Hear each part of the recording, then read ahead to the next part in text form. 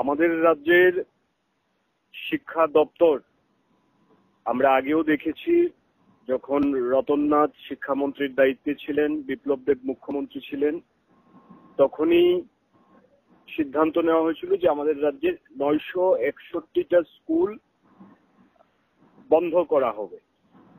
তখন আমাদের সংগঠন এবং অন্যান্য আরো অনেক সংগঠন একত্রিতভাবেই প্রতিবাদ ধ্বনিত করেছিল যে এই সিদ্ধান্ত চূড়ান্তভাবে ছাত্র বিরোধী।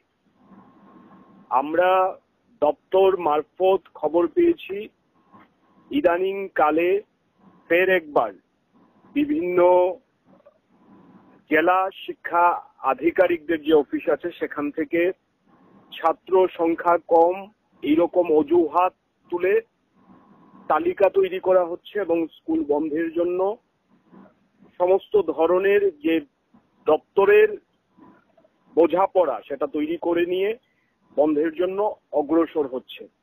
আমরা এই যে ছাত্র বিরোধী শিক্ষা বিরোধী পদক্ষেপ করা হচ্ছে বিজেপি সরকারের শিক্ষা দপ্তর দ্বারা, তার তীব্র প্রতিবাদ জানাই।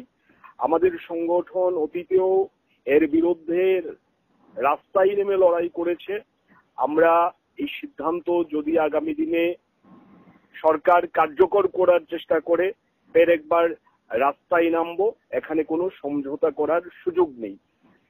প্রান্তিক এলাকা, বিভিন্ন এলাকা রয়েছে আমাদের রাজ্যের মধ্যে যেখানে হয়তোবা সড়ক পরিবহন ব্যবস্থা ততটা ভালো নয়, সেই এলাকার ছাত্রছাত্রীদের তার নিজের এলাকায় পড়াশোনা করার সুযোগ এটা বহাল থাকা চাই। এখানে ছাত্র সংখ্যা কম হলে সেখানে কিভাবে ছাত্র বাড়ানো যায় তার জন্য দপ্তরের চিন্তা ভাবনা করা উচিত। শিক্ষক শিক্ষিকা সঠিকভাবে প্রদান করে ড্রপ আউট ছাত্রের সংখ্যা বাড়ছে, তাদেরকে স্কুলে ফেরানোর জন্য উদ্যোগ নেওয়া প্রয়োজন। তা করার বদলে আজকে শিক্ষা দপ্তর চাইছে স্কুল বন্ধ করে দিতে। এই সিদ্ধান্ত চূড়ান্তভাবে শিক্ষা বিরোধী। এর বিরুদ্ধে রাজ্যের সমস্ত শিক্ষানুরাগী জনগণকে, বিভিন্ন সংগঠনকে সোচ্চার হওয়া প্রয়োজন বলে আমরা মনে করি। সেদিক থেকে কোনো কর্তৃপক্ষের সঙ্গে কি আপনাদের কথা হয়েছে বা আপনাদের বক্তব্য কর্তৃপক্ষের কাছে পৌঁছানো হয়েছে? আমরা যখন অতীতে শিক্ষা দপ্তরের বিশেষ করে এলিমেন্টারি এডুকেশনের যিনি অধিকর্তা আছেন ওনার সঙ্গে ডেপুটেশনে গেছিলাম, তখন এই বিষয় নিয়ে খোলামেলা আলোচনা হয়েছে। উনি এই অজুহাতেই খাড়া করছিলেন যে অনেক স্কুল আছে যেখানে ছাত্র সংখ্যা কম, কিন্তু আমরা বলেছি যে এইরকমও অনেক স্কুল আছে যে স্কুলটা হয়তোবা ছাত্র সংখ্যা কম এটা হতে পারে, কিন্তু সেই স্কুলটা ভৌগোলিক এলাকাগত অবস্থানের নিরিখে খুবই গুরুত্বপূর্ণ এবং প্রাথমিক শিক্ষার জন্য এই স্কুলগুলির নির্দিষ্ট একটা অবদান আছে।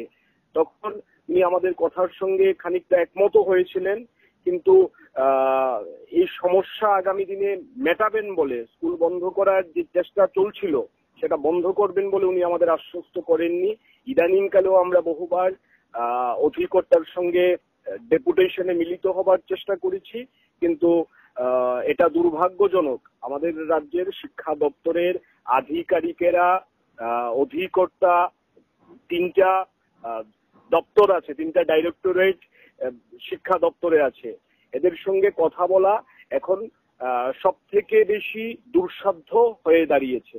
স্বাভাবিকভাবেই এটা সমস্যা তৈরি হচ্ছে। গতকালকেও আমরা শিক্ষা দপ্তরে গেছিলাম ছাত্রছাত্রীদের যে হাসপাতালে ভর্তি এই বিষয় নিয়ে কথা বলতে। প্রায় আধ ঘন্টা আমরা অপেক্ষা করে একজন আধিকারিকের সঙ্গে কথা বলতে পেরেছিলাম। এটা হচ্ছে অবস্থা। আমরা আগামী দিনে ফের একবার চেষ্টা করব শিক্ষা দপ্তরের অধিকর্তার সঙ্গে কথা বলার। যদি উনি সময় না দেন তবে আমাদের ভাবনা চিন্তা করতে হবে কিভাবে ওনার থেকে সময় আদায় করতে হবে, সেটা আমরা আমাদের সাংগঠনিক কর্মসূচির মধ্য দিয়ে দেখে নেব। অবশ্যই। অসংখ্য ধন্যবাদ। ধন্যবাদ।